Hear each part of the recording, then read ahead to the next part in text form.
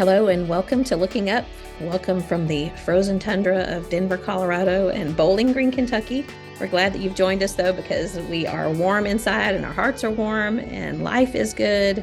And we're just glad that you've joined us today, or whatever time of day you're listening. We're going to do our best today to bring some light and some joy and some ideas and some scripture and some laughs to your life. And we just enjoy the time that we have together. Kathy and I do, and we enjoy sharing it with you. And so we're just thankful that you've decided to join us today. We're going to have some good discussion about a topic that's pretty close to my heart. And so that's what our plan is today. What's going on over in Bowling Green, Kathy? Well, it sounds like it's just as cold here as it is in Colorado, if not colder, because we have humidity. But I do want to mention really quick that stay tuned till the end, because we're introducing something fun and different. I'm terrified of that. So are we not doing something good for you? We're just doing that instead? Okay, we're doing both. Okay. We'll do both. We'll keep them brief, but something a little bit different at the very end, and look forward to something that you're excited about, something I'm terrified about. It'll be fine. This is one of Dale's ideas, which terrifies me even more because he's funny. And pretty much any idea he comes up with is genius. Mm-hmm. We'll see. It'll be great. It'll be great. No, but it is bitterly cold here, and I've been doing a little bit of grumbling in my mind because I don't like to be cold, and I'm having to go out there and bust up the waterers because they are freezing over. So all of them, the chicken waterer, the cow's waterers, the Leon's water bowl, they're all freezing over.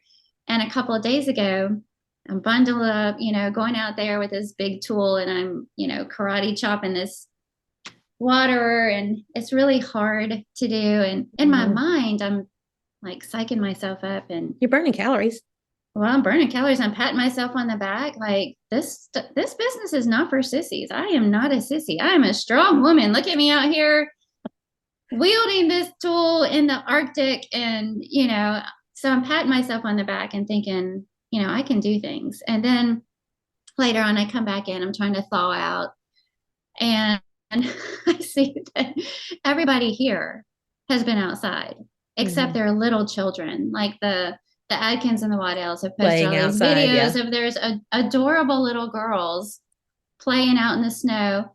And in one of them that they shared, they're at the Waddell's house. And so the Waddell's beautiful cows are running around with them. So it's this cute little playful scene unfolding in the snow of little girls laughing and sledding and hopping cows bouncing around them. It's just all sweet and fun. And I thought, I am the biggest wimp because I'm out here in my mind going, this is grueling. This is like a Survivor episode. And I'm out here all by myself, thinking it's this big deal. And then all around me, little girls are out playing in it like it's nothing. So that was a very humbling experience. It's fun for a few hours maybe, but then it's like, and then I have freezing things coming from my eyes and nose, and that's kind of gross, I know, but no, we should think of good things about cold. And the only good thing I can think about is if you go to the grocery store, you make soup. But if you go to the grocery store, you can leave your groceries in your car and stop like 5 other places, and they're not going to thaw out. That's right. In fact, they're going to stay frozen. So if your electricity goes out, you can just put everything out on the deck. Yeah. That is another good thing here. The garage I can use as a second refrigerator because it's cold out there. So I can put milk out in the garage. Okay, we're on a roll here. See what a good attitude you have. No, regularly, like on the regular, I'm telling John, I hate being cold. I told somebody at church last night, I said, I actually have to pray about this because being cold makes me grouchy. Yeah. I have to, in my mind, this is not okay. You can't. I told Autumn Nybert last night I would take a 95-degree day any day over a 35-degree or below. And she was like, you're crazy. She'd much rather have the cold. So I think it depends on what you grow up in. I do too. Neil would much rather have the cold. A lot of people I know hate to be hot, so they don't mind this at all. Yeah. Like you're all crazy. I'll take hot. You're all crazy. Well, what did y'all do last weekend? Anything fun? Probably, but man, that was a long time ago. What did we do last I should have warned you about that question ahead of You time. should have. While you're thinking about it, I'll tell you, we went to the stock show, the National Western. Yes. So we went and I saw the pictures. yeah, we just walked around. It was Rick and Pam Randall are the ones we usually go with, and they were hung up and they have Clydesdales, and they were having them shoed that day. So their daughter Jody came and got us, and that was the day it was like 2 degrees. Oh. And so we were all bundled up, and you have to go outside for some of it. But we just walked around and looked at all the exhibits, and we saw some I've never heard of this, but I'm sure you know it. Some horses, they're warm bloods. They're the jumping horses.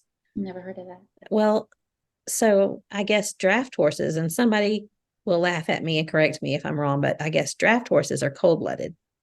They can't because they're mammals. Yeah. So I don't know. Apparently there's some horses that are not hot-blooded, but there are some that are warm-blooded. I don't know. I'm going to just really sound like a fool here. You're talking about climates that they thrive in or something. Maybe so. Okay. But these were like Arabian, the ones that we were looking at, Arabian style, the tall, the just majestic. And we walked through the stalls when a bunch of the young women were getting ready to go jump. They were getting ready to have a jump in the, I really am showing my ignorance here, but when they jump over the rails. I know there's a name for it. My granddaughter loves horses. She's going to be doing this someday, but text Jody Randall real quick. Yeah, no. I mean, their heads are like 10 feet in the air, and they're walking by, and you don't really think that a horse is big, but when you're standing next to it, when they're walking by and you're like looking up, and then they're sitting on top, they're 12, 14 feet in the air. That's just, they're intimidating to me, but they're so beautiful, just beautiful animals. And then they have the baby animals that are so cute. And there was a mama pig nursing her little piglets, and we had lunch there. So anyway, that was fun. It's always fun to go to the stock show, and everyone's looking for something to do inside. So it was very crowded. But we always enjoyed that. That was so much fun. I miss that. The National Western. It's a 2-week event, 2+, I think it's like 2.5 weeks here in Denver every January. So very fun. Yeah. Did you remember what you did? No, in fact, no, I don't want to talk about anything because nothing was that cool. Okay, sorry. But, I was thinking about all this tundra talk, Arctic talk, and things like that. And, how I've mentioned on here before that Neil, when he does chores, he whistles. And he was doing that outside. So, our hose is frozen. There's a lot of things I don't want to get bogged down in the tedium, but there's a lot of things that we do that the cold makes much more inconvenient. The hose is frozen over, so you have to carry like a 5-gallon bucket over to the low spigot on the brick wall, just little things like that. And even in the midst of all that, even though I know he doesn't particularly enjoy going out there early in the morning when it's 5 degrees and dealing with all that, I can hear him whistling outside. And, we were just talking about the whole grumpy, I hate being cold. I don't like this. When's it going to be summer? And he doesn't like it either being that cold. He does love snow, but he doesn't, necessarily enjoy farm chores when it's that cold. And he's still whistling. Yeah. And I don't know. Well, I just don't know how I need to learn his secret to, I've got hairs. My hair is stuck to my lips. So I need to learn his secret because I'm out there internally muttering, grumbling and all these things. And and he's whistling. Mindset, I guess. Yeah. Yeah. So kudos to him for that. Yeah. We did something fun too that I know probably lots of people have done. And Michael Height reminded us of it the day, but he called he didn't, but whenever Jeffco is out for school, then Bear Valley doesn't have school. So Tuesday, we had a snow day. And when we were about to leave on Monday afternoon, he told the students, if you have time, go heat up a cup of water till it's almost boiling, and then just go outside and throw it up in the air. He said, make sure you don't throw it, right above your head when you're going to drip hot water on yourself, but throw it into the air and watch it instantly become snow. And so we did. It was fun. Have you never done that? No. I've seen Martha Bluen does that. She's posted pictures of her doing that, but I don't know how cold it's going to be there tonight, but you could probably try it. But it was like, we have more snow coming. Yeah. Well, it was like 5 degrees here. So I did it several times, just heated it up in the in the microwave until had to have a hot pad holding the cup, and then carefully took it outside and just throw it up in the air, and it just poof, just becomes snow. It's so cool. What? Yeah. That is so cool. I've Yeah, never it was heard of fun. that. It was a lot of fun. Well, the first day I was out there trying to break up the waterers, I kept taking scalding hot water out there and pouring it on top of the water, trying to make it easier to bust up and temper the water, for Peaches to drink. Yeah. And then I ran across this forum where people are talking about taking care of their animals in the winter, and they were all saying that hot water freezes faster. Which I've never heard of before. And I looked it up, and apparently it's true. So I was actually shooting myself in the foot when I was doing that, running back and forth to the house. Learn something new every day, right? Well, if you ever wonder, if I really am a farmer. Well, you don't start out a full-fledged farmer. Put that to rest right now. All this time I felt like a poser. It's just true. No, you're not. You're not a poser. It is. You're a farmette. I did make some butter. Yeah. This week, and I'm finally getting smart, and I'm weighing it. So even though I've been making butter, I've still been buying butter because it comes in those handy little sticks. So I know exactly how much I'm using. Well, so this batch, I weighed it and labeled it. So I did it in 4-ounce blocks. So it's just like, if something calls for a stick of butter, I know what I'm doing. So I finally got smart about it. What do you wrap it in? Parchment paper. Excuse me. Paper? Wax paper? Parchment paper. Oh, parchment paper. And then put it in a Ziploc bag. And if I make a ton, I can put some in the freezer, or I can just put it straight in the refrigerator. So, I'd like to come raid your refrigerator and your shelves. You'd see a bunch of milk jars. Your shelves have milk jars? Yes. Or in your refrigerator? Yes. Yeah. Well, have you had trouble having too much? Yes. In fact, I now keep because we've just discovered that you shouldn't pour milk down the drain because there's a lot of fat in it, and we have a septic tank. Yeah. And I now keep a big mop bucket by the door because I have to keep rotating jars, and I'll pour it in the mop bucket, and then next time Neil goes out when it's cold, it carries it out there and dumps it out, Yeah. So sometimes it seems like there's somewhere. Yes. I know that you can't sell it and all that, the legalities of it, but it's a shame. Yeah. Well, yesterday I was making butter, and then the rest of the milk, after I skimmed the cream off of it, I made some homemade pudding just because I thought, ice cream is probably my favorite thing to make with the milk, but it's cold. Yeah. So we had warm pudding after warm vanilla pudding. That sounds good. It was what very kind? good. Chocolate? Vanilla. It was delicious. Yeah. What about like tomato basil soup? You have some tomatoes in the jars that you could. Tons of tomatoes, and I have some basil in my window. So you have grilled cheese and tomato basil soup. Now you're talking. Wow. Perfect. That sounds good. But don't enjoy it too much because I won't get to join in. We got a sweet thank you note from Alicia Pennington for the podcast. Really? And very thoughtful. And in the note, I know she didn't do it for a shout out, but I just wanted to say she was talking about that she's found it encouraging, and it was very sweet. And she gave me some homemade banana bread with chocolate chips, and then some homemade chai tea that she had ground up the spices herself for. And well, anyway, her banana bread was extremely moist. And my mom texted me not too long ago asking for a good banana bread recipe because hers keeps turning out dry. Well, so does mine. I feel like the last few times I've tried to make banana bread, it's been kind of dry. And hers was so moist. So I asked her about it, and she uses a starter for her banana bread. So do you remember hearing about a sourdough starter? It's more like an Amish friendship bread starter. So I'm not sure what else in it initially, but this one you keep in the freezer in a Ziploc bag. Okay. And then she was explaining it to me last. She wrote out the instructions and gave me some starter.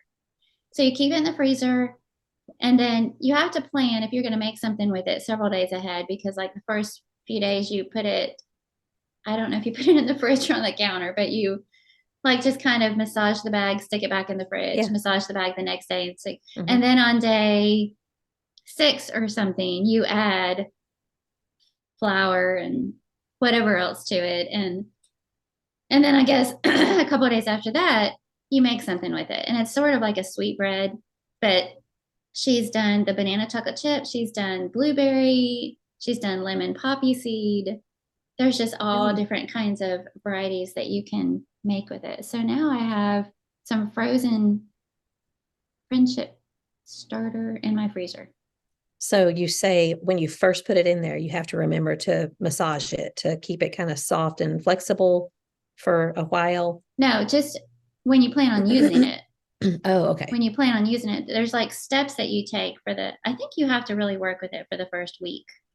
Yeah. And for the first maybe 4 or 5 days, all you're doing is massaging that bag just to break it up a little bit. Yeah. And then See, you I would feed it. forget.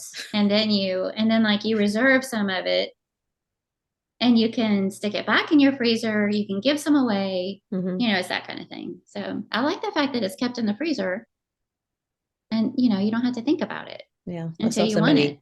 somebody shared something on social media this morning about how much time sourdough starter takes. And then it was a joke, the husband was saying, your kids are growing up in front of your eyes and you're missing it. And she's saying, but did you see how nice my sourdough turned out?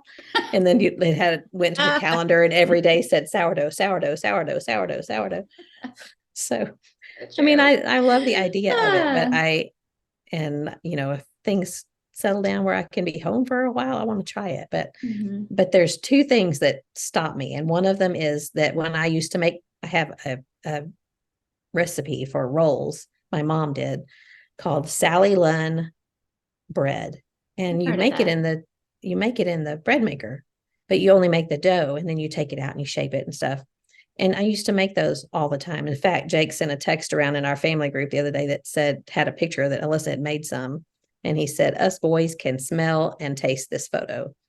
Because it was something I did all the time, but I gain weight. I mean, I love yeast rolls. So I'm afraid if I get started on that sourdough, I would love it and eat it and gain weight. So that's one thing that stops me. But then just the tending to the starter.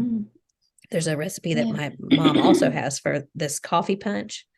And it's the best stuff. If you like sweet coffee, she makes it every Christmas, but you have to, when you put it in the freezer, you have to stir it like every 30 minutes to keep it from freezing solid. And this way, like you're talking about massaging that friendship starter. And every time, even if I set a timer, I'll hear the timer and I'll be like in the middle of something, I'll get right to it and I forget. And then I have this solid block of coffee punch that is not the texture it's supposed to be. So that sounds good. I need something to buzz me, like shock me or something every time that I'm supposed to go stir or massage or whatever. Those dog shock collars. Yeah. Maybe not quite that extreme. How do you so it was our anniversary. It was our anniversary this week. 2 days ago was our a year podcast anniversary in our group. Yeah. It's been a fun year. It's been a great year. I was looking back through pictures and things, trying to find some to post, and it just made me smile going through all those, thinking about the very first few and how nervous I was, and it's just been a lot of fun. So it's been great. It's flown by. Well, in my memories today, it showed up. I shared something that you said in the women's class at Bear Valley. I think it was the successful marriage and parenting class that you were teaching 7 years ago. And very first time. Here's what you said. You said, serving brings lasting joy. If you don't know that, maybe you need to do some more serving. Ouch. It's good. Yeah. It's awesome. It's very good.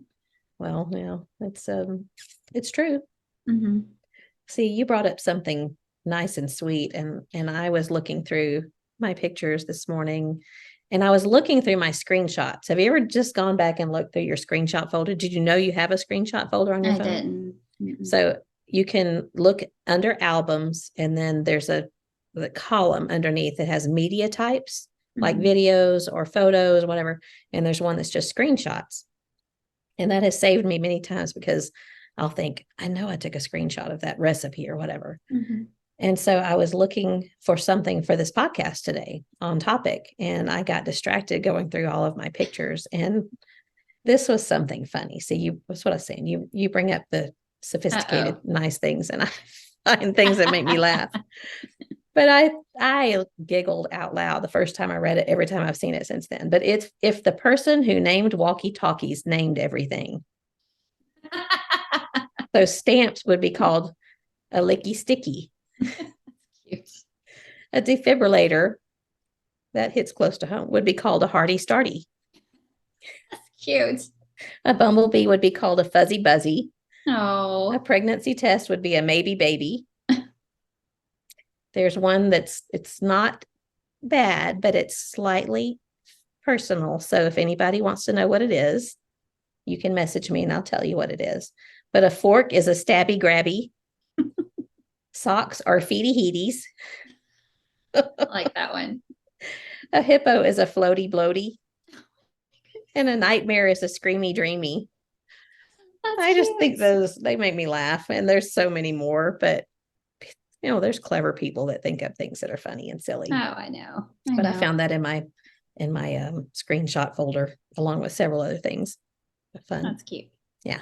I haven't asked you in a while. Have you been thrifting? Oh yeah. In fact, I brought it in here because just in case you asked me, it's dirty, but it's a picnic basket from Longaberger. It's a picnic basket? What did you say? What'd you say? Nothing. No, you had to say it again. I just said, is it a picnic basket? I'm not sure where that's coming from. Explain. I don't know. I was Yogi Bear. I don't know. A picky Nicky basket? Picky Nicky. Oh, just go on. Okay. Picnic basket, Longaberger. Let me hear, show you. Isn't it pretty? Beautiful. Yes. It's like it looks like heavy. It's in great shape. It's dirty. I mean, you can see the top. I'm gonna have to clean it off, but it even has, it's got a liner in it, plastic liner, and it had the paperwork in it. So whoever bought it, they left it in their garage or something because it's dirty on the outside, but it's clean on the inside. Nice. And so I knew it was Longaberger, and I found it was $12.99. Just quickly went through ARC thrift store last night looking for something else. Wow. And but I didn't know what kind. And so I texted Onisa Gibson because she seems to know a lot about Longaberger, and she found it for me. It's like a $250 Hostess special. So that's crazy. I don't know. Truly your superpower. Well, it's fun. Crazy. I mean, you go in and you're like, what's in here? What's in here that is valuable or fun or whatever. So did you know she's coming to Equipped? Is she? Mm-hmm. Good. Is she bringing friends? I think she's bringing a friend. Yeah. Yeah, probably Carol. Yeah. Carrie Davidson's mom. So, haha. Oh, good. Yeah. That'd be fun. My lemon tree, remember I told you when I brought it in, it revived and it started branching out and blossoming. And now I actually have tiny little lemons on it. Oh, fun. Yeah. Like how big? I mean, probably, peanut size right now, but multiples of them. And I don't know, excuse me, I don't know what it's going to do because I think this is the time of year that you're actually supposed to be harvesting them. So it's inside, so it doesn't know what time of year it is. It doesn't know, yeah. So we'll see. Okay. Well, that'll be fun if you start growing lemons inside. Yeah. It means your house is tropical. Well, doesn't feel like it. Well, what else is going on over there? I can't really think of anything. Yeah. So are we ready to jump into our topic? Yeah. Oh, I would want to mention, we've mentioned Lori Boyd on here before, and she has a brand new blog that she rolled out yesterday. New blog at a new website. It looks really good. And it looked like it's going to be loving life today and tomorrow. Good. So I love the concept of it. And if anybody's interested in checking that out, it's LoriBBoyd.com. LORI. LoriBBoyd.com. I think she's one of the most talented people in the whole wide world. I'm telling you, I went through, she's got the little about me section set up. We've talked about this before, but she's in the midst of everything else that she's doing, writing, speaking, teaching, forensics, all these cool Jealous things that much. she does. She's graduating in May with her master's degree and then Mhm. continuing on to get her doctorate. In Greek studies or something like that, right? Probably, I don't remember, but Yeah. here I am, like marching out in the cold and breaking up a water thing. Well, it takes talent to do that too. And she runs marathons and she's Yeah, beautiful yeah, all and that. she's super likable. So you can't even Yeah, be mad at her for can't any of hate those her. things. Can't hate Yeah. her. Yeah. Yeah. So love you, Lori. No, I know but it's going to be great. truly talented writer. I've got her Mhm. books, talented speaker. So I know the blog is going to be amazing.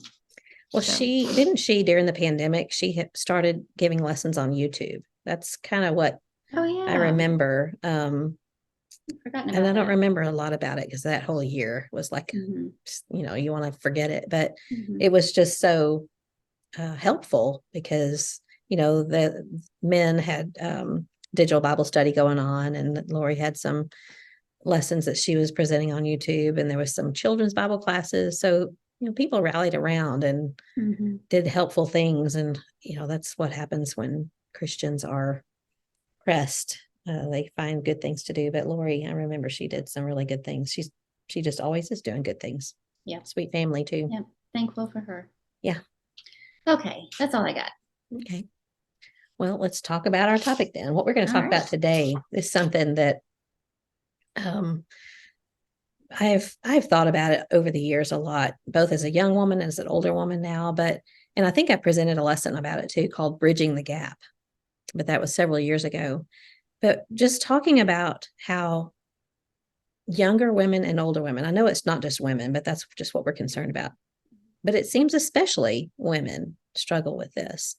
And I came across what really got me started thinking about this most recently was I came across something on social media that a young woman had shared, and it really took me aback. I mean, this was several months ago, and it's nobody listening, so nobody has to worry that that I'm calling anybody out. But she said something. It was a little picture, and it said, uh, "If please don't say, I'll take the baby so you can rest, when I'm trying to get to know the little human that I was growing for 9 months or whatever." And I thought, what? You know, I, Yeah. I've done that. I mean, I may not have said those exact words, but when you know that someone who just had a baby is struggling, trying to find sleep, trying to just keep her eyes open, just, it's such a whole new world. And this little person comes into your life and it just turns everything upside down. Your hormones are out of whack. And so just to have someone come in and just hold the baby for you while you rest or while you do something you want to do or while you decompress, whatever. Mm-hmm. And so when I saw that, it just really caught me off guard. Like that was something that I think anybody that does that really wants to help. Now, depending on how the older person said it, it could come across maybe the wrong way. But then on the other hand, had a conversation with somebody else a while back where their child was acting up, doing something, rolling around on the floor at the church building, whatever.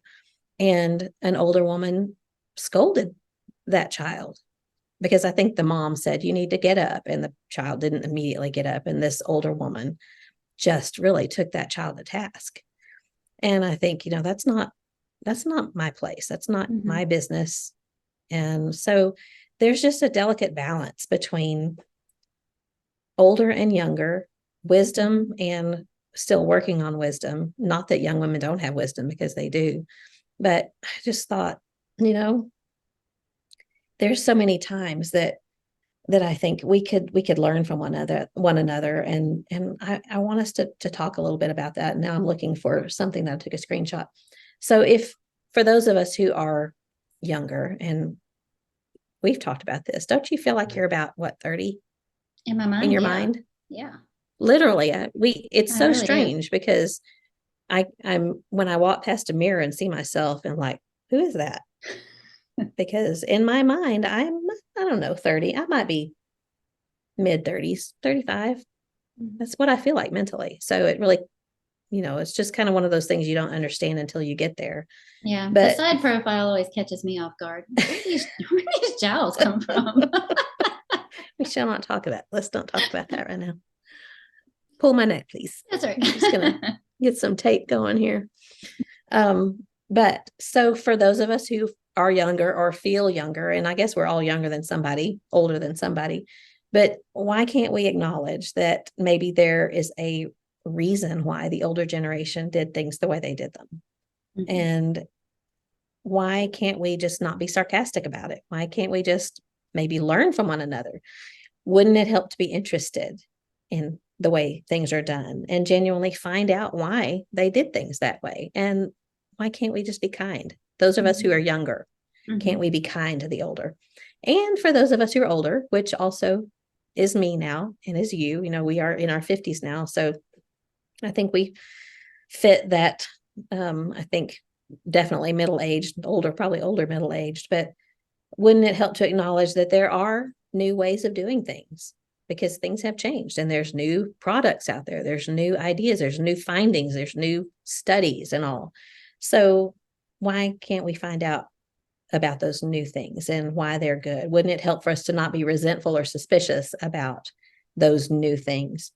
And wouldn't it help for us to be interested and to want to genuinely find out about it? And wouldn't it be just nice if we could be kind to one another and interested and not sarcastic?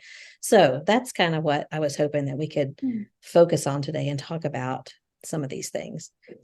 But before we really kind of dive in, after class last night with the Bear Valley women, Terry finished a little early, so I took that opportunity to pick the brains of the young women. Most of them are in their 20s. There's some in their 30s, maybe one in their 40s. So Terry and I are definitely the oldest in that class, but I asked them for some of today's slang. So I'm going to see if you know what these words mean. Oh, thanks a lot. Surely you know what goat means. Greatest of all time. Okay, you got that one. Ooh, let's stop there. No. Do you know what Riz is? No. If somebody says you got a lot of Riz. And I know I'm saying these wrong, and I will embarrass my children if they hear me say any of these things, but Riz. Sass? No. Courage? No. Gumption? You got a lot of charisma. So something like Riz. You got a lot of Riz. Gotcha. Yeah. Okay, do you know what bussin' means? Waiting on tables.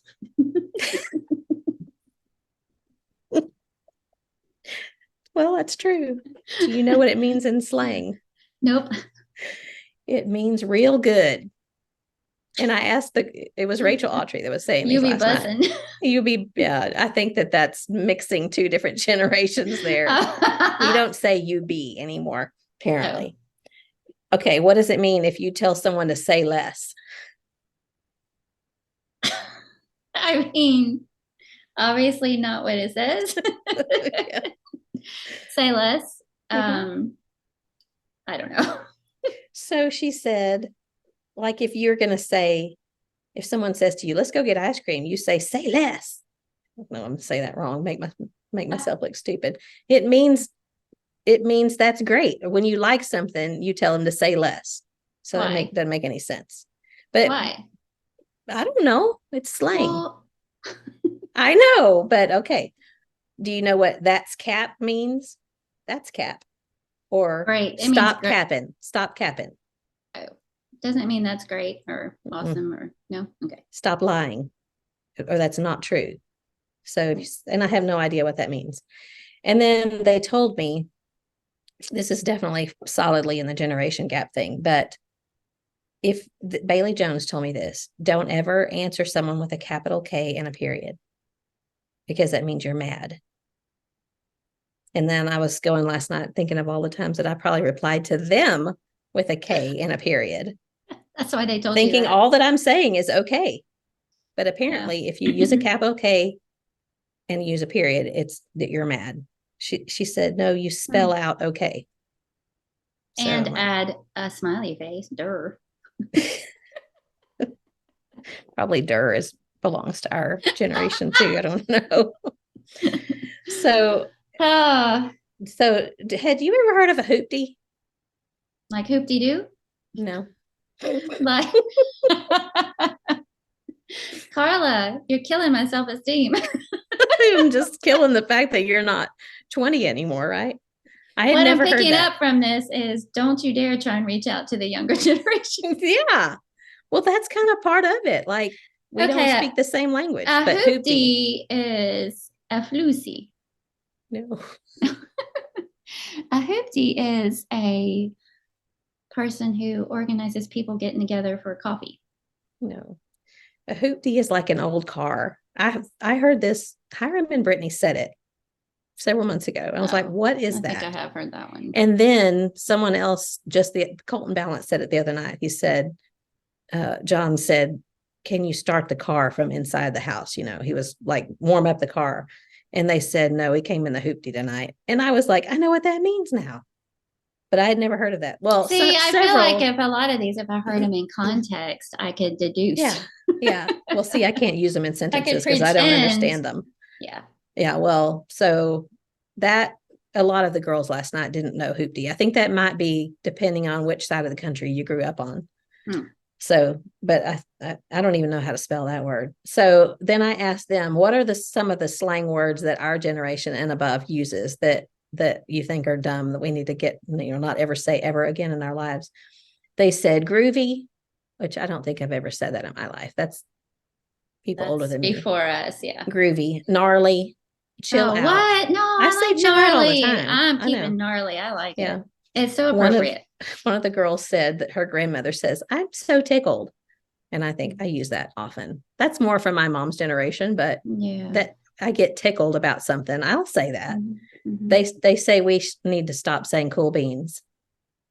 I already stopped that one. Yeah. Lay it on me. I don't know if I've never said it in my life. One of the girls said that her dad only calls pants britches. And so, they're talking about like our grandparents. Yeah. Yeah. And so Terry and I were sitting there going, wait a minute, I've never said that in my life. But so anyway, I thought it was just kind of funny to think about some of those things, that the generation gap. And I asked them to define generation gap. One, and I think they misunderstood what I meant, because they said about 20 years between people makes a generation gap. But then I said, no, how would you define it? And they basically boil it down to saying that it's a difference in worldviews, which it kind of is. Mm-hmm. But they also made the point that they don't feel it nearly as much in the church. So again, it depends on who you surround yourself with. But even in the church, even among spiritual people, I think we struggle to understand one another, to love one another, to respect one another, and to just be able to see where each other's coming from. And so I just thought we kind of boil it down to a couple of different questions that we can ask ourselves. One of them being, why is respect? Because I think it boils down to that lack of respect between both sides. Why is respect lacking between the older and the younger generation? And then how can we each side, and I hate to use the word side, but how can we each contribute to bringing these generations together? So that's kind of the introduction. What do you think? I brought this topic up to Neil. He wanted to know what we were talking about just this morning. And I was saying, some of the things that cross my mind are, we've talked about this before, but first of all, it's important that we talk about this because it's commanded that we have this kind of relationship. And the older women are to teach the younger. For a long time, it seems like we've been saying we're older than somebody. So, and then the challenge comes in with all those things that you just mentioned, and how, I've heard from young women who have said, I feel like, I think it was, we had somebody even request that we have a conversation about mentors, and having, how do you encourage older women to be mentors and have an interest to do that? And so I think about, I've heard young women sort of lament the fact that they feel like they're missing that, and that there aren't maybe older women willing to teach classes, or to step in and mentor them and things like that. And then on the other hand, I've heard him say the things that some of the older women try to do or start or put out there, whether it's some sort of media or a class or whatever, they're just not very interested in it because it seems like it's already not relevant to them or outdated, and they'd rather have one along the lines of their age. And so in my mind, I'm going, you can't have it both ways. Mm-hmm. You can't say, how come none of these women are willing to help us, teach us, mentor us, and at the same time reject what they have to offer. So I was sharing that with Neil this morning, and he brought up such a great point. He said, no. The problem is those aren't the same women.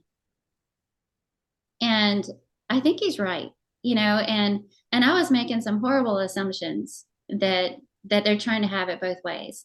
Oh. They're probably not. What Neil said, there are young women out there who have questions. They want to learn. They're looking for mentors. They're looking for somebody who wants to teach and spend time with them.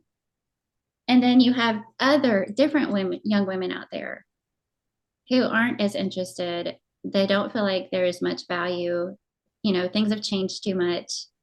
There's too much of a gap or an understanding in what the modern young women goes through versus what the older women, there are two different groups of people. Yeah. And so it's an overgeneralization. Yes. Yeah. And I thought he is so right. And I'm glad he said that before we started having this conversation, because I feel like it kind of just made me put on the brakes and think, and if that's true, the same has to be true the other way around, that, for young women to consider that there are older women out there who probably aren't very interested in teaching. And maybe some of those whys have to do with the fact that they're a little bit intimidated, or they don't feel like anybody really cares what they have to say or would find value. Maybe that's the case.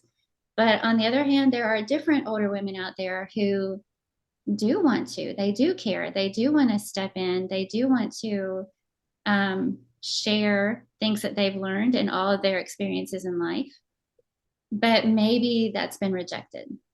Yeah. Or some of the things like you shared, the comment about, please don't tell a young mom, some of the things that might be said that a woman thinks is just offering to help, doing a kindness, when it's accepted completely different and seen as a criticism or a slight or an invasion of privacy, maybe it just has made them timid. So I think all the way around, it comes back to this whole respect for sure, but it also comes back to grace again. How many times do we keep coming back to that? So as we're entering into this conversation, which I think is much needed and I'm looking forward to having it, I think we also need to realize, be careful with overgeneralizations on both sides, and always, always, always extend grace and don't make assumptions. Yeah, great point. Exactly. Well, some of in thinking about this, I was thinking about the different generations. I had to look up, what are all the different generations called, because we all have names. And then, of course, there's the greatest generation. They're the ones that were born like during the World War I era, but served during World War II. I had never heard of the silent generation, but those are people born between 25 and 45. Then, of course, you have baby boomers, Gen X, millennials, Gen Z. But you think of the difference, and you and I fall in the Generation X, if you're born between 1965 and 1980.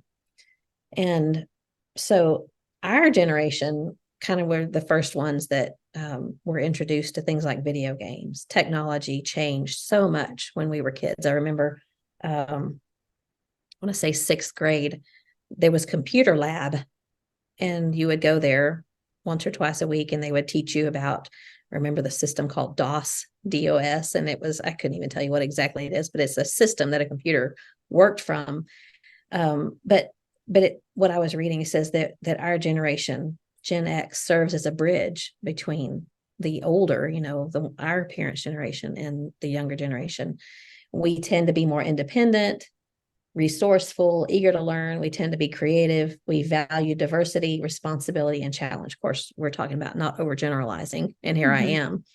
But what you and I grew up in, we didn't have technology so readily available, though we had technology. The world worked on credit cards and telephones and electricity, of course, and we had phones, mobile phones. I want to say when we first got married, there were certain, huge brick phones that some people had, but you had to be very rich and, have a reason to have it. But now here we are, and our kids are grown, and everyone has a smartphone. So there was so much growth in technology, but the millennials and the Gen Z people that we try to mentor, think about, they've never known a time really when there was not technology. But especially I think about the Zoomers, or the Generation Z. They have grown up so much with technology and social media that they think differently. It has just affected the way they think.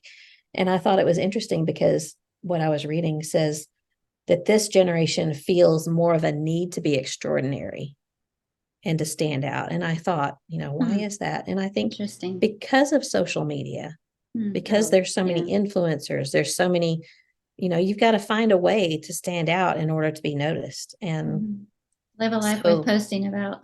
Right. So that right there makes a difference in how we see each other and creates dividers, I think, because we remember a time, and a lot of times somebody will say, I remember when it was so much better when we didn't have it. And, we talked about this a little bit last week, saying the Pandora's box is open and it's not going to change. And I feel like we just have to say, okay, it's here. Now, what do we do good with it rather than letting it overwhelm or use us? We have to use it. But I think that there are people who just refuse. And, even something as simple, silly, maybe it's not silly, but when we talk about the things that we sing, and we have people that they only want to sing the old hymns. They call them the old hymns. And then there's the newer hymns that have been written, that come straight out of scripture, straight out of the Psalms often. But a lot of times the older generation will say, I don't want to sing that new stuff. But you think about it, at one point, the stuff they sing was new. So that to me is like just a small example of the divide that we sometimes find between some of us, is what we consider to be better, what we consider to be not good. How do we express that? I remember my grandmother would always tell me when I had the boys, she'd say, that baby's thirsty, give him some water. My doctor didn't ever tell me to give the baby water. It was in fact, give him a bottle with water in it and he'd spit it out. But in her time, you gave the baby water or cover their feet or whatever, things that we grew up thinking are common sense. She did, were new to me. And so I know that's going on now, that what their doctors are telling them, that studies have shown over the past 20 years since I've had kids. So how do we bridge that gap? But let's, kind of narrow it down and start with that first question. Why is it that we feel like respect and grace? Because I think that's a great point that you made. Why is it lacking between older and younger generations? You have any answers? I mean, aside from Satan. Yeah, that's the biggest one. Yeah, I don't know. I think some of it is just self-absorption, and I think about sometimes I find myself surrounded by young women. I mentioned on our last episode all those young moms that were here, and they're talking about things that I'm standing there going, well, that's interesting. Well, that's different. Well, that's a thing. Just what is available now and taught now in child rearing is just different. And just, like one generation removed, so different.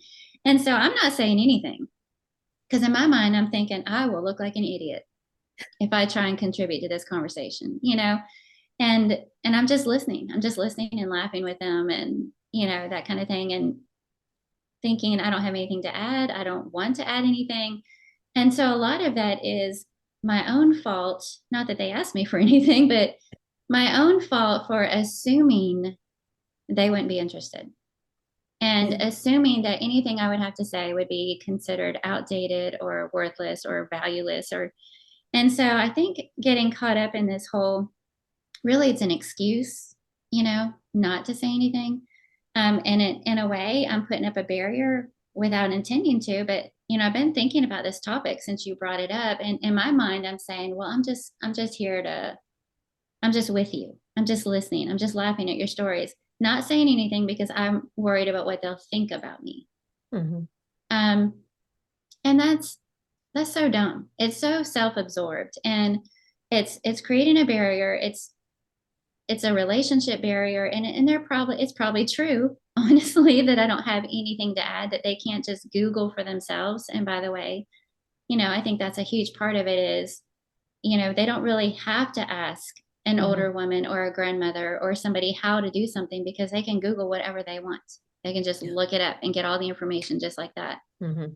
But this whole, in my mind, making these assumptions about them and worried about what they would think about me is just being too self-absorbed. Well, I don't think, I mean, you obviously know what was in your heart, worrying what they were going to think about you. But to me, that is more of you not wanting to say something that that they would maybe find offensive or silly, or, not wanting to make things worse, I guess, is what I would think you would be doing. But I know what you're saying. Yeah. Yeah. And then last night, after Neil had a meeting after Bible class last night, and I was standing around with this group of college girls. They were cracking me up, by the way. They're so funny. But they were talking about things, you might not be surprised to learn. It was along the lines of future mate, Guys. God bringing somebody in their life and what he's going to look like. And, along those lines and kinds of things. And a couple of times I started to say something. A couple of times I did say something, but again, in my mind, I'm going, they're being polite and they're smiling, but in my mind, I'm thinking on the inside, they're probably going, what does she know?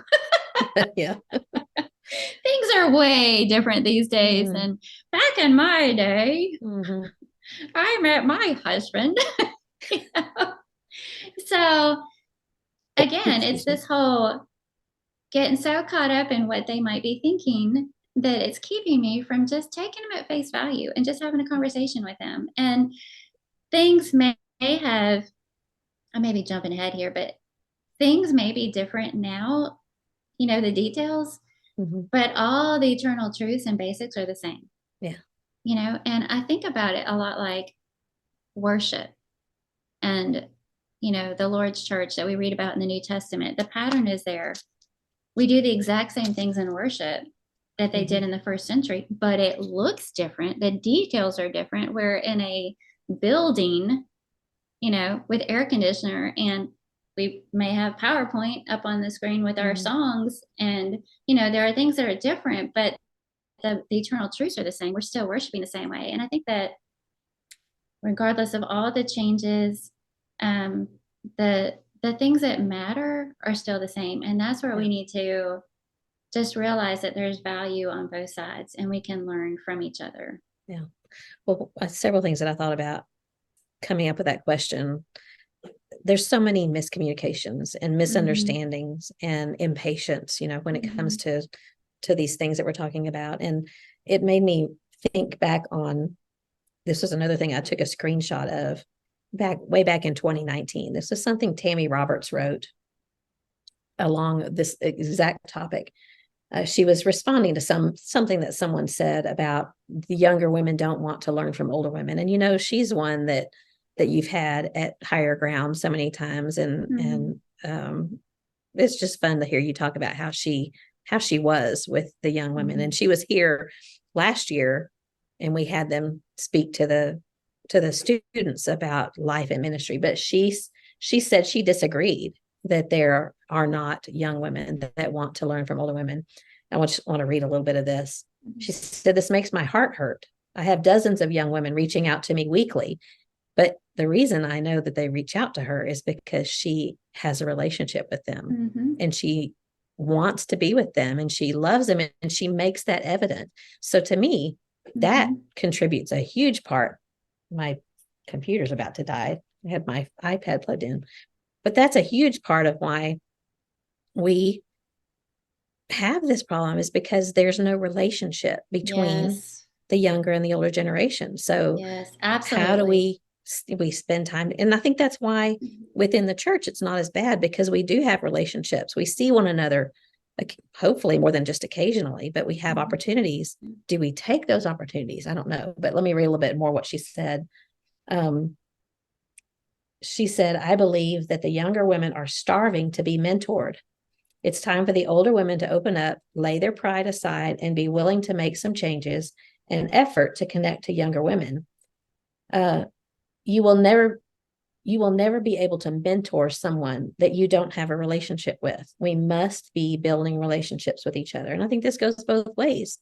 I've got to be willing as an older woman to open up my heart and my home and my mind and everything about me to a younger woman. And hopefully when I do that, they will to me as well. Sometimes it's going to be the younger woman that is more willing to be that way first, to do that with the older. But she went on to say, why do we judge their willingness to be mentored or their desire for the word on whether or not they attend the Wednesday morning ladies Bible class that has been doing the same thing for 50 years? And I enjoy ladies Bible class. It's been done the same way for 50 years, but maybe there's another way we can do it that is just as effective or even more effective when we think about doing things a different way. She said, as older women, we need to quit being so self-centered and focus on being self-emptying and find a way to connect. I think that can go both ways, older and younger women. Start with the young girls, go back to camp. And, that's challenging. If you're not someone that likes to be outside your comfort zone, you don't want to go to camp. But she says, go to camp. Compliment something about them. Don't focus on what they're doing wrong, she says. Laugh with them and not at them. Reach out to that age group right out of high school and right out of college. They are struggling to connect. Give them a friend. Reach out to young mothers and remember how difficult it was for you. Your children weren't perfect either. Quit acting like they were. So I thought she's just got away with words and has such good advice for younger and older, but she lives it. She doesn't just say it. You see it in her life that she loves people no matter the age that they are. So I loved that and I appreciated that so much. But to be willing to open up your life and your heart. And that's kind of hard sometimes as an older woman. Kind of like you're saying, you feel like they don't want to be friends with me. Just a lot of times I'm like, why would they want to hang out with me? Well, and that's where what she said, I feel like, let's end the episode because that's what it all boils down to. And, when you first asked about the whole barrier thing, and I said something about Satan, he's the one that wants us to make it seem like this insurmountable, overcomplicated, you can't bridge the gap. It's always going to be there. It's just natural. So everybody go about their business. Yeah. But it's not. It all comes down to, I amen every single thing that she said. It all comes down to, are you someone who's genuinely interested in other people? Yeah. And when this came up, I didn't know if you were going to be asking me about mentors or anything like that. And I started thinking about the women, especially when I was young, newly married, new mommy, in all of these areas. I started thinking back, trying to put names and faces with the people that, it's snowing here.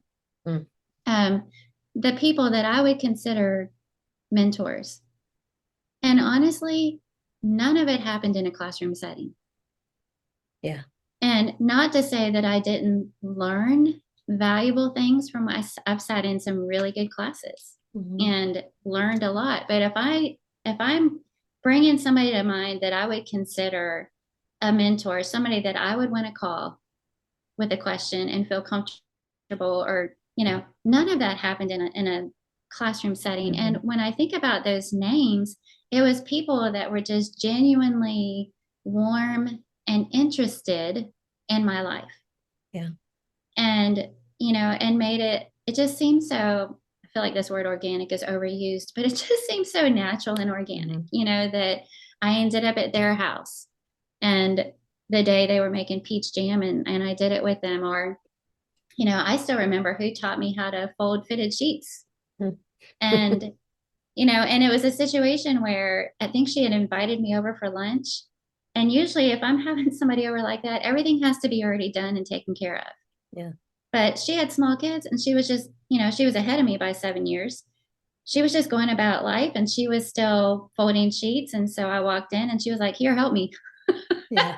That's the And best kind. I know. And I said, "I don't know how to do that." And she goes, "Oh, well, let me show you." So it was just this whole, she was interested. And I think about, I've mentioned this woman before, Joyce Johnson. Roger and Joyce Johnson, both as a couple, they're ahead of me, but I guess I actually don't know how old they are. They might be my parents' age or a little younger. I'm not really sure. But I feel like they're my age, just because the way they act with everybody, they are genuinely interested. And I've said this on here before, they're close friends with our college kids. Yeah. And the seniors and everybody in between, because they're loving and warm and interested in people. Interested. And interested. And that's all there is to it. So maybe you don't have what everybody wants to hear on every topic that seems relevant to their life. But if you're interested in people, I think those mentory older women and younger women relationships naturally form. It doesn't have to be forced. It doesn't have to be a program. It doesn't necessarily happen in the classroom. Right. God just meant for us to be, no, God just meant for us to be family. And we're going to have to step outside of ourselves in our homes and include people in our lives and be interested in their lives. Yeah. And some older, younger relationships are more natural than others, because you can't really force a close friendship, but you can always have a friendship, and you can always express interest in someone. And I worry a lot of times that I'm just awkward and I say the dumbest things, and I share them with you. We laugh about how we have certain people that we're extra awkward with. Always awkward around. Yeah. Like I just expect myself to say something really stupid, but because that's the way it is. But, there's some people that you're going to feel more comfortable with, and that makes it easier to mentor if, it's a younger, older, whatever. But I think we got to get over that fear of being weird. And I'm not completely there yet, although I've gotten better at it, because I love people. I love their souls, and these young women that I get to work with at Bear Valley. And just, there's so much fun. You just spend time with them, and I think that's key also. When you find someone that you're not too crazy about, if you spend a little time with them, get to know them, I think you find yourself learning to appreciate them and learning, what is it that makes them the way that they are? Why is it that they have some quirks or tendencies? Maybe you find that you're the one that's quirky. John and I say that all the time. I think we're the ones that are quirky, but just learning, spending time with one another, being open with that. And again, I'm not just talking to our age group and above, but to the ones who are younger, to be willing to open your circle and be willing to open your heart to someone that's older than you. So I don't know what it is that we can do or not do, because I admit that I find myself bristling when I see things like that meme that I shared earlier in the podcast, because I think I can't win. It's like you want to help, but I find myself going, can I say this? Can I say, when you see these lists that say 10 things not to say to a new mom, or 5 things you shouldn't say to someone who is grieving. And I agree, we've got to have common sense, and some people do not. But even there, we've got to have grace for them. And sometimes just say, that's just the way they are. Love them anyway, because that is exactly what God does for you and for me. He loves us regardless of how quirky and weird we are. So, getting over that bristling that I have, and maybe thinking a little bit harder about that young woman, and why does she feel that way? Did somebody hurt her feelings about the way she was mothering, or so I don't know. What is it that younger Yeah. people you think should do to make it easier for older people to open up? The exact same thing. I mean, I loved what Tammy said about, assuming the best of Mhm. young women and assuming they do want to know, they do want to learn. Um, that they have humble hearts, all that go in with the very best assumptions. And, I just think it just works both ways, that for young women to do the same thing, assume the best, um, both of us, the older women and the younger women, need to get the chips off our shoulders, Yeah. first of all, and quit taking things personally. Um, and then try to put yourself in their shoes. I've thought about whether or not to bring this up because I heard somebody say not too long ago that she was a young mom who just had a baby, and somebody dropped a meal off for her. It was unexpected, and they didn't call ahead. And the point she made was sort of the same thing. It was sort of indignation, that they didn't bother to call ahead. They didn't let her know that they were coming. They just showed up with this meal, and I'm listening to it, and I'm listening to it just flabbergasted. That's probably one of those words you're not supposed to say anymore. Because I'm thinking, this person was trying to be helpful. Like, they went to the trouble to make a meal and drive it all the way to your house because you just had a baby. Yeah.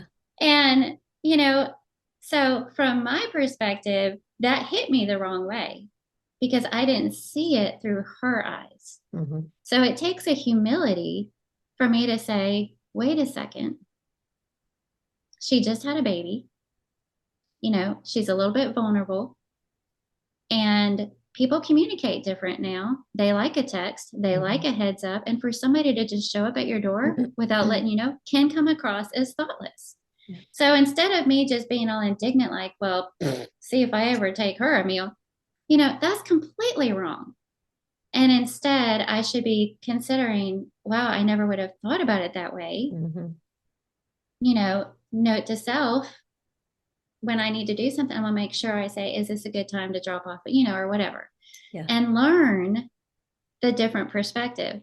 And, from her side, it would probably also be good for her to try and see that person was just trying to do something thoughtful. So, that's what I'm saying about it. It kind of goes both ways. We are going to think differently. And we are going to have a little bit of a natural gap there that we're trying to bridge because we're just different. We're all different. And I think that's what, Romans 12 is all about, and learning to love anyway when we don't understand. But the challenge is we keep trying to understand because we want to. And we keep trying to put ourselves in their shoes. And instead of getting, like, well, that's just dumb, try and understand where that perspective is coming from and then accommodate it. Yeah. On both sides. One of the biggest light bulbs that ever went off in my head was a process, but once I finally figured out that not everybody thinks like me, it was life-changing, honestly. And I do laugh about it because it's so simple. But I think so many people go through life assuming that everyone thinks just like I think. And if you hear the words that if somebody says, there's no way they could have done this and not had, expected this to happen, like, because not everybody thinks like you. Yeah. There are truths, God's truths, and we have to think like God, but there are opinions too.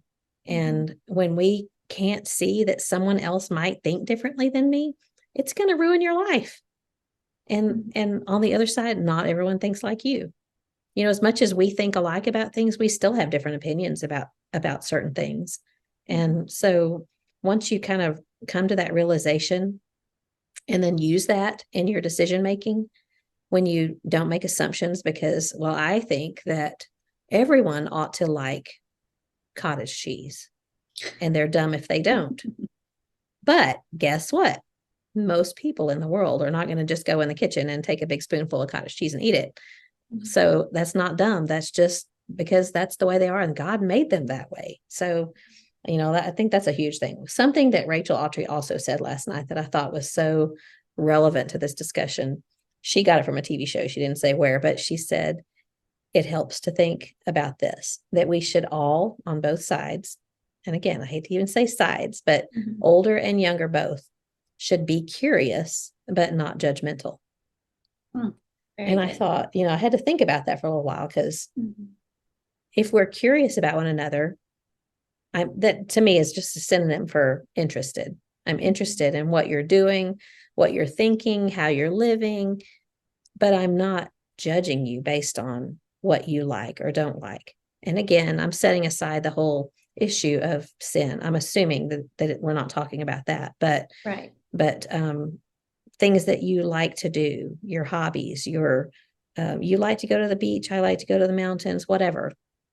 I like to go to both, but I'm just curious about why do you think that way? Let's talk about it. Why can't we have those conversations without going, that's really not the way you should think, or worse, that's an idiotic way to think. Just be curious about people. And I don't know if it's her or somebody else said, if you're both open to conversation, it will come, especially if you're curious and not judgmental. So that's good. Yeah, I thought it was good. Be interested. Yeah. Good. So that kind of may be a good segue. How can we all contribute to bridging the generation gap or bringing the sides together? Because like you said, Satan, he's behind division, and he wants us to all be separated from one another. He especially wants to separate members of the church from one another, and I see it every day. Every day there's something dividing us, something about people who say, I cannot believe that you think that that's true or right or whatever. And we can't just say, let's sit down and have a conversation about it. So what do we do? How do we each contribute to bridging the generation gap, bringing the generations together? Well, I would think that starting out first from our perspective, the older women, every young woman is your daughter, or your daughter-in-law. And someone you love. We know if you have a daughter or if you have a daughter-in-law, you know that the age difference does present challenges, but you don't care because you love them more than anything, and you want to have a close relationship with them, and you want them to know that you're there for them. And so you do whatever it takes to bridge that gap. And it does usually involve a lot of patience, understanding, prayer. Doesn't mean there's never going to be friction or misunderstandings or disagreements or things like that, but you kind of assume that's going to happen, and you do what you can to work through it and keep that relationship growing, continually growing. You, like you say, you show your interest in them. You show your I'm here when you need me, kind of moment. So we do that naturally for our family members that we love and care about. And so if we view the young moms, the young women, the new wives, whoever it is, those are my daughters. Yeah. Paul had his Timothy, his son in the faith, and those are our daughters in the faith, and God wants us to be there for them. And I might not have a perfectly great relationship with every single one of them, but when I see them, I'm going to try to have a relationship. And if I view them that way, all that other stuff just gets kind of shelved aside, because it is a challenge. It is a real bridge. It is a difference in thinking and all those other things, just like it is with my own family members. And I don't let that keep me from pursuing a relationship that makes it easier for them to go to heaven, whatever that looks like. Yeah. Not only do you not let that, you do whatever you can to change it. And I think that maybe kind of the difference is that with our family, the ones that we love the most in the world, we're going to do whatever it takes to bridge that gap. And not talking about the generational gap, but whatever it is that's dividing us. And so we want to accommodate, we're willing to make some changes. We're willing to be inconvenienced, because all that matters in the end is that they know we love them. Right. And so we've got to do that for other people besides just our family, but besides our daughters and daughters-in-law. yeah, lost my thought. We were talking about, anyway, we'll move on because that train left the station. But being interested in them and loving them. Oh, I know what it was. Sometimes I look at pictures, just random pictures from the internet or something that someone shared on social media. I think yesterday I did this. Gabe, just drawing a blank on his last name, Nichols, was sharing his photos that he had just got back from Tanzania, and he had a big photo of this huge group, and it wasn't necessarily in the church, but they were out on the street in the marketplace or somewhere, full of people. And I was thinking, just I honed in on this one little boy, and I thought, God knows everything about that little boy and loves that little boy, knows his name, knows his heart, every bit as much as he knows me. And so, how do we see people? Do we see them as just someone on the other side of the world? Do we see that young woman that offends us by something she says as just someone who offends us? Or do we see her as God sees her, as beloved and hurting and confused and learning and young, whatever? Mm-hmm. Just taking a step back and trying to see someone as God sees them, I think is so helpful. And thinking about what we read in Ephesians 4 and Colossians 3, and how we're to have humility and gentleness and all of those good things, showing tolerance for one another in love. Mm-hmm. How often do we just fly past that and don't apply that? We hear prayers all the time. The end of the closing prayer will say, help us to apply what we've learned to our daily lives. What does that mean? Mm-hmm. Are we thinking about these things? Being diligent to preserve the unity and the bond of peace. And that applies to this. Mm-hmm. And then Colossians 3, putting on the new self, renewed in true knowledge, and a renewal where there's no distinction. Of course, he goes on to say Greek and Jew, circumcised, uncircumcised, but there's no distinction between a 55-year-old and a 25-year-old and a 75-year-old and whoever. And it says, as those who've been chosen of God, holy and beloved, put on a heart of compassion, kindness, humility, gentleness, and patience, bearing with one another, forgiving each other. If we have a complaint against anyone, just as God forgave us, so should we. So all of those things are so applicable to this mm-hmm. topic. And mm-hmm. you know what? All I can do is all I can do.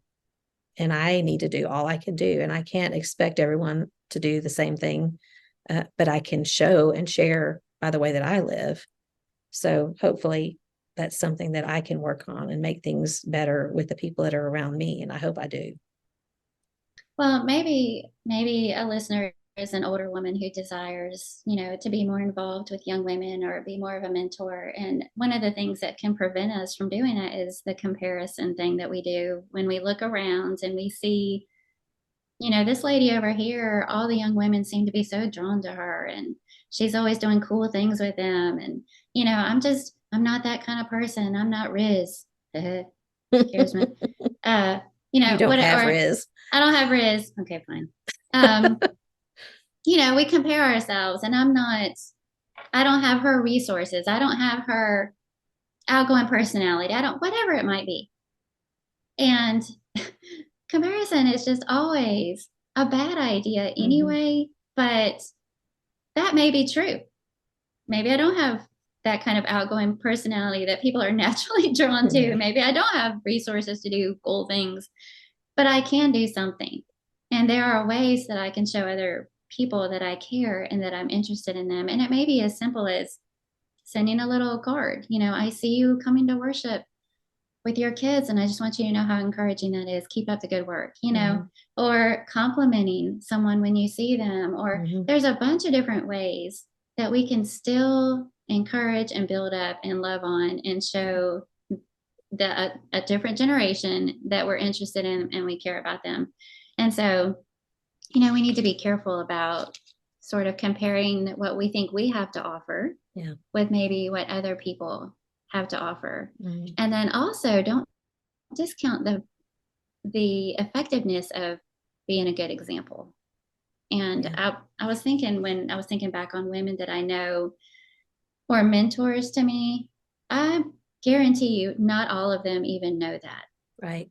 because it wasn't like there was this moment or event where they came up and said, "Hey, let's hang out. Hey, let's do this together, and I'll teach you something that will, Yeah.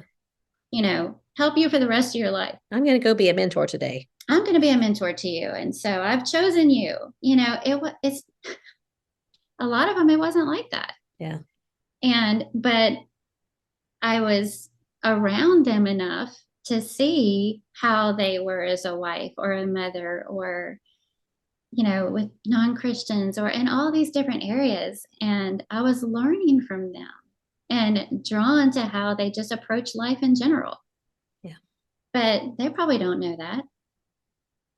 That when I think of them, I think of this, or when I think of this particular attribute, I think of this person and I want to be like her. They probably don't know that. So there's that too, that we can accomplish this also by our attitude. And all of that example. What you're talking about means that you've got to get out of your house and be around people and get out of your comfort zone. If the whole introvert thing, it's daunting, especially again in the age that we live, working from home. We can accomplish a lot of things. We can order our groceries online. We can order Amazon. We can do everything from our homes. And if we are tempted already to stay there, it's even easier now. So it means pushing ourselves to go be with people if we have a hard time with that. Because like you were saying, a lot of these things happen organically, and they don't happen without us being willing to let them happen. So I can post a great quote on Facebook, but that doesn't mean I am influencing or mentoring or being involved in the lives of young women. We're talking about letting them know that we're interested and that we care and that we love them. And a social media quote or statement or even sharing, I know that that's where we all are, and that's the world that we live in, but it doesn't replace face-to-face, elbow-to-elbow interaction. Yeah. Speaking from the perspective that you and I have, being older women, middle-aged, I'm 55. I was just trying to think, we've given a lot of perspective from where we are, but what would be helpful to me for a young woman to indicate that she's open to me befriending her, because I still do look for cues. We have cues that we give off. If I get eye contact and a smile from someone who's younger than me, that goes so far to making me feel, for lack of a better word, emboldened to be more friendly or whatever. I'm going to try to be friendly anyway, but if someone never looks at me, I just feel like they have zero interest in anything, me being around them. So it kind of slows me down. So I think maybe we would be good for you and I to maybe give some ideas of how younger women can indicate that they are open to that.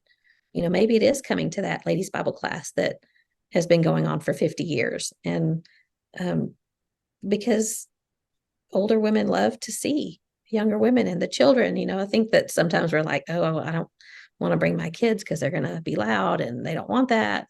Well, that's not true. So what is it are some things that you can think of that maybe you and I, our generation and over, would like to see from younger women to indicate that they're okay with us hanging out with them? Maybe I'm trying to think of some young women that I'm friends with that, they text me. That's one thing. And I do text, so I'm not too old to not text. But if I get a text from one of them, it just fills my heart, because I'm like, they want to hear from me, and I think that's so cool. So text someone, send them a card. What else? Yeah, you can't think of anything? No, nothing. I got nothing. I didn't even think about this from that perspective. So I love that you brought that up, because I think it's a great idea. But I was thinking about, like, when you see a group of young women standing around talking, don't be afraid to walk up and join that group. That's daunting to me. And yeah, it is. But they're not going to shut you out. They're just not, and or, high school kids, college kids, young moms, whoever it is, don't be afraid to walk up there and join in the conversation. So since I was thinking about it from that perspective, I guess the other side would be true also, for them to just walk up and join a group of women who are talking and jump right in. And, I don't know, I guess in my mind, I feel like it's easier for all of them, the younger women, to do that, but it probably isn't. It's probably one of those assumptions, like Tammy was saying, they're looking for connection, they're looking for relationships, and sometimes it's not easy for them to naturally go after what they need or want. Mm-hmm. So what can we do to, I'm always going back to what can we do to make it easier for them, Yeah. Well, something, I know Alyssa has a group that is intentionally put together of older and younger women for the purpose of mentoring. So I think, what could we do within our churches to make that happen? We think of things like Secret Sisters or whatever you want to call that, where we leave little gifts for one another. But even more so, making meaningful times for where you mix the two, that buzz phrase, intergenerational things, but it's not just picking your favorite friends and having a dinner party, but going through and saying intentionally, maybe even going to them and saying, I want you to come. I would love for you to be part of this. And I'm interested in what you'd have to say. So something like that, I think would be, I know Alyssa loves that. She's been with the same women for a while and has really valued the mentorship that she's received from them. So well, maybe it just that's seems something. like if you're, you're involved in Christian service in some way, shape, or form, are, making visits or teaching children's Bible classes, or, making meals when somebody has been to the hospital or had a baby, where there are things that we're naturally involved in anyway. And if we intentionally get out of our comfort zone of people our age and bring in people outside of our generation to serve alongside with us, I think it'll naturally form those great relationships, because relationships are formed through service anyway. You think about opportunities that you've had to go on a mission trip with somebody, or, or get involved in planning something, a banquet for the senior citizen. You form relationships serving together. And so if you branch out and choose someone outside of your generation, whichever side you fall on, whatever age range you fall in, it's going to open up the door for those relationships without it being awkward or forced. Or we're uniting ourselves together for a common goal and a common good. And in the process of doing that, we're going to learn about each other. We're going to form a friendship. We're going to create memories. And I think that's what it takes. When you do things with other people and you make memories and you have something to laugh about later, that just goes so far to create relationships and to open the door for more. And I think things like young women being willing to come to a ladies' retreat, when we typically think of that as being something that, 40 and over are going to do that, because that's not, maybe they think it's not for the younger women. Or instead of doing a young ladies' day, make it for everyone and be intentional about going to, if you're a young woman, go to this older woman and say, I hope you'll be there. Or would you be willing to have dinner with me and a couple others? We're going to go to Chewy's this weekend. So I think, from where I sit, hoping and wishing that younger women would do those things, get out and take part in a ladies' retreat, ask an older woman to go somewhere and have dinner with you and your friends. Just see us differently. Maybe that's a way of saying it. See us. I know I'm guilty of this as a younger woman. I remember you just think someone who, and I'm probably anyone who was 40 and over when I was a young woman, I just kind of dismissed them. And I didn't mean that in any kind of a mean way, but they were done with that part of their life that I'm in the middle of. And so what could they contribute? They're already finished. They're probably not interested in this stuff anymore, but I can say with certainty that I am. I remember those days and I sympathize and I love some of the things that they're going through. And it makes me smile and it makes me cry sometimes to know the struggles that they're having. So just don't assume that we're not interested and we don't want to take part in your life when you're a young woman.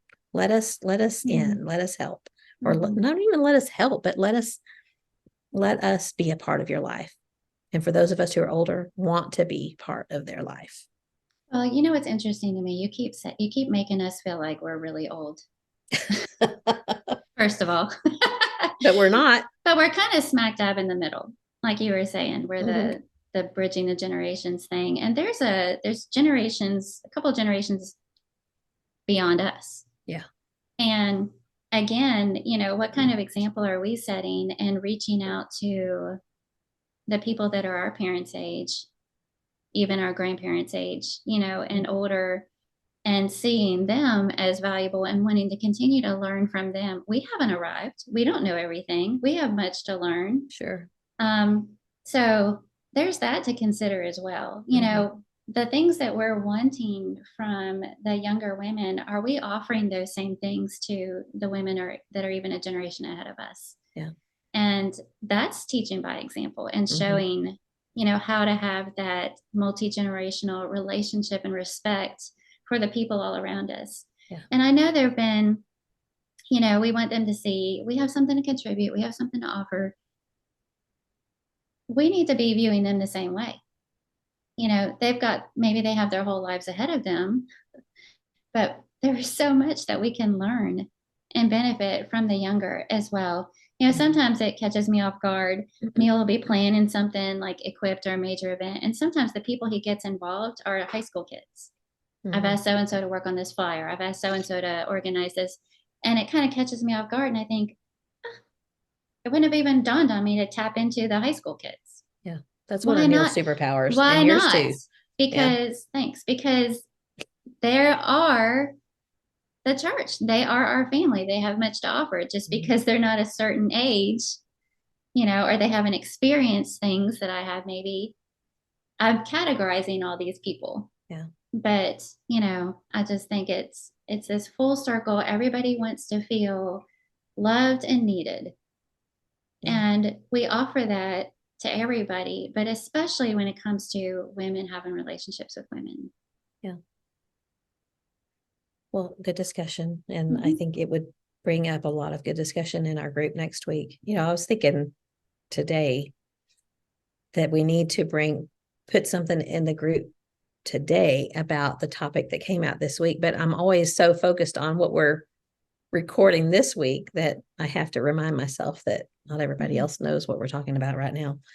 So, but I think this would be something that we could have some really good discussion in the group next week. And I'm going to remember to put something in there for us to talk about. So, but we're pushing our limits again on time. Right. And as much as I'm dreading what you're about to do to me, what if I go first? Give you well, let me explain it first, if you don't mind. Okay.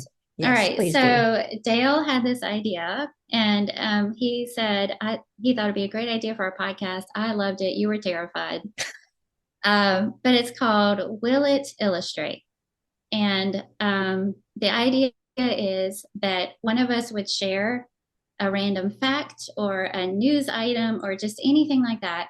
And then the other person has to see if they can come up with some kind of spiritual or moral application or like illustration on the fly. So whatever news item I'm sharing, I did not share it ahead of time with you. You're hearing it for the first time and vice versa. So that's how this is going to work. My heart's pounding. See, I sat in on one of Mike Vestal's classes one time, and he likes to play this game with the students because he believes that they need to be on their toes, be able to think on their feet. So he plays this game called Jesus Said. And you go around the room and every person has to remember something that Jesus said. And for the life of me, I could not remember a single thing that Jesus said. So I'm like stage fright here. Oh, it's going to be awesome. So you can go first if you want to. Okay. So here is a news item. Okay. And I told you that when I looked through my news items, the things that kept coming up are recipes or your favorite leather bag or whatever. So I had to go searching. But this is mine for you. Here's the heading: Mom finds venomous snake hiding in son's underwear drawer. So this is, I see your wheels turning. There's no underwear drawers in the Bible. No. Okay, this is Okay. this is the news. So this 3-year-old mother's discovered the 5-foot-long eastern brown snake inside a drawer at their home. What in the world? She was rearranging her drawers. And it says the snake can be seen coiled up in the back corner of the drawer on top of some colorful underwear. There it is, the little boy exclaimed in the clip as he spotted the snake, later adding, "That's not something you see every day." That's what the mom said. She later realized that the snake had crawled into a pile of folded laundry as she was taking clothes off of her clothesline. Oh. So there you go. All right, Carla, it's things like this in life that make me think, beware the hidden traps, the hidden temptations, the unexpected things that bring you down and are dangerous and could capture you, because the Bible says, if a man thinks he stands, take heed lest he fall. So we should always be so reminded and on our guard, because you never know when something could jump out unexpectedly in the least expected places.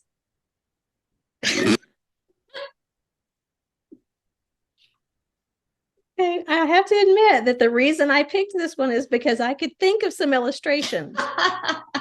And that was one of them. So bingo, you got kind of what I was thinking now. Okay, here's yours. Oh. Okay, so this is a real live news event that happened. You may remember January 5th. I don't know if you heard about the Alaska Airlines flight that the door flew off when they were 16,000 feet in the air. Well, as it's unfolded, they're getting sued. And even though some passengers, nobody died in that, it was just terrifying. Some passengers, suffered injuries and things like that, but at least 4 individuals already have sued the airlines. And so now they're having to do all of these investigations, who's at fault. And apparently it was this almost like a false door that would cover the doorway where an emergency exit would be. Well, that's what flew off. And so they're doing this investigation to see who's at fault. And the problem is, it says, this article that came out today, the fault could have happened anywhere between, there's all these different places that are like building parts. And so Malaysia, which is where the plant is located that makes those door plugs, or it could have been Spirit's faculty in Wichita, or Boeing's factory near Seattle. So 16,000 feet in the air, door flies off, they're being sued, but who's at fault? There's at least 4 different options. So the moral of the story is, you should not fly because Jesus says, "Lo, I am with you always." Oh my goodness.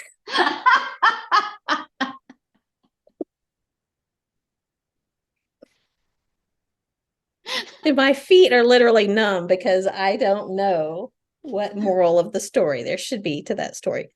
Finding fault.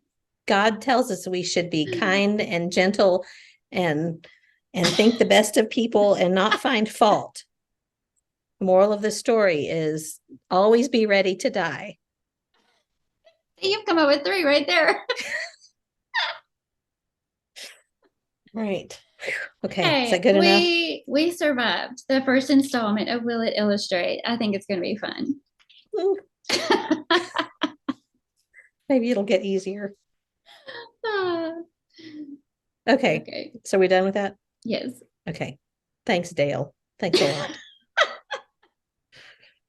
All right. So something good for you this week. Do you have something good for you? I do. I feel like I'm always talking about food, but me too. It's always good. Ain't nothing wrong with that. All right. So I ran across this lady. She does the cookbook Rustic Joyful Food. I can't think of her name, but she had this Instagram reel where she calls it Poor Man's Roast. And when I explain it, it sounds pretty basic. And I was so skeptical. It looked good, but I was skeptical that it would have much flavor. But she takes ground beef and she pulls it off in chunks and then puts it in a hot like Dutch oven with a little olive oil in the bottom in clumps and lets it brown on one side and then flips it over and lets it get really brown on the other side. And then in between all those hunks of meat, she put sliced onions and sliced potatoes. She didn't even skin the potatoes. She just cut them in sort of thick medallions, nestled them down in there, put the lid on it, stuck it in the oven. I think it was at 300 or 350 and left them in the oven for about an hour. And oh, of course, she seasoned it, salt and pepper, rosemary, that kind of thing. And so anyway, I tried that just because I have all that stuff. It was really easy. It was so good. And she was saying the reason she calls it poor man's roast is because when it cooks that long, you know, all the vegetables and everything takes on the flavor of the meat, and everything was so tender. It was so good. It completely transformed that ground beef. Now, I didn't have onions actually, so I had portobello mushrooms. So I sliced them up and put them in Only there. you would not have onions, but you would have portobello mushrooms. And it was really good. So I'm going to do it again. And this time I'm going to do both onions and portobello mushrooms with the potatoes and the ground beef, but season it however you want. You know, it'd be perfect for Sundays. You know, let it cook while you're at church and come back and eat it. But so I'm picturing like, so when the hamburger meat comes in the package, you just grab a hunk of it, or do you mix it with your seasonings? no, and you then don't. You don't mix it. You don't mix it. Just pull it off in hunks and set it in the, you know, sort of like maybe smaller than your fist size hunks. Mhm. Set it in the hot big skillet. meatballs. Yeah. And then she just seasoned the whole thing, you know, the meat and the potatoes, seasoned it. I think I used I salt and have all of pepper, that. some Lowry's, some rosemary, you know, put the lid on it. And I was like, this can't be good. This can't be, it's too So let's bland. try it. Yeah, but it was very, Neil loved it. Did you It take was a very picture? good. No, I didn't take a picture. Can you send me the link like as soon as we get off? Because I have all that stuff and I'm looking for something for supper tonight. Yeah, well, I screenshotted. Speaking of screenshot, I screenshotted it because What is it was the a past tense of screenshot? screenshotted. Screen shoot. I'm afraid to say it. Okay. Yeah, Okay, I'll what's definitely try yours? that. Yeah. Mine is another food item too, because we like to eat. And I mean, it's something good. So that's just Yeah. where my mind goes. It's Costco or Sam's, either one. Chicken pot pie. Have you ever had those? No. So we had a lunch for the students last Friday, and it was going to be a cold day. And I thought I had done this one time, went and got one of those when we had Carolyn and Shara Wilcox over, because I know they like pot pie. And I thought, they're big. They're like, I want to say 15 inches in diameter. Hmm. And it was so good that time we had the Wilcoxes. But so I went and got 5 of them. It was funny because I was thinking they're at Costco. So I went to Costco first, and they had 2 of them. And I'm thinking, we've got 30 people to feed. There's no way 2 is going to do it. But I went ahead and put them in my basket and was walking around the store looking at some other things. And 2 people stopped me and said, "Where did you find those?" I was looking for one. So I know that they're popular. Yeah. And then I thought, well, I'm going to have to go and see if Sam's has them. And they did. And they tasted basically the same, but the pastry is delicious. And it's creamy. And I think they probably use their rotisserie chicken and tear it up. And they're so good. That So sounds we so just good had right now. that with a green salad and some green beans, and yeah, it was such an easy thing. And we fed 30 people for less than $100. So wow, it was good. So chicken pot pie from either Costco or Sam's. That's my something good for you. Good one. Yeah. I like it. Well, I think that this was a good conversation. I know that I enjoyed it, and hopefully we were able to maybe give some suggestions for both younger generations and older generations to do what we can to be interested in one another, and to biblically form those relationships like God wants us to, because, you know, he gave us to one another so that we can help one another. Aaron gave me this sign for Christmas several years ago, or maybe my birthday. And it says, we're all just walking each other home. It just chokes me up to think about it. I love it. I just I love love it. that. And that's what we're doing. We're all That just gave me walking each other goosebumps. home. I know, I love Mm. it. And that's kind of what I think we're talking about today is Yes. forming those relationships and walking each other home, because that's what God put us here for, to do for one another. So I appreciate all of your input and your thought and what you had to say. And hopefully we'll be able to share some of this in discussion next week and help each other with this difficult topic. So yes. Good job. Good all job. right. Well, until next time. Keep looking up. All right. I love you.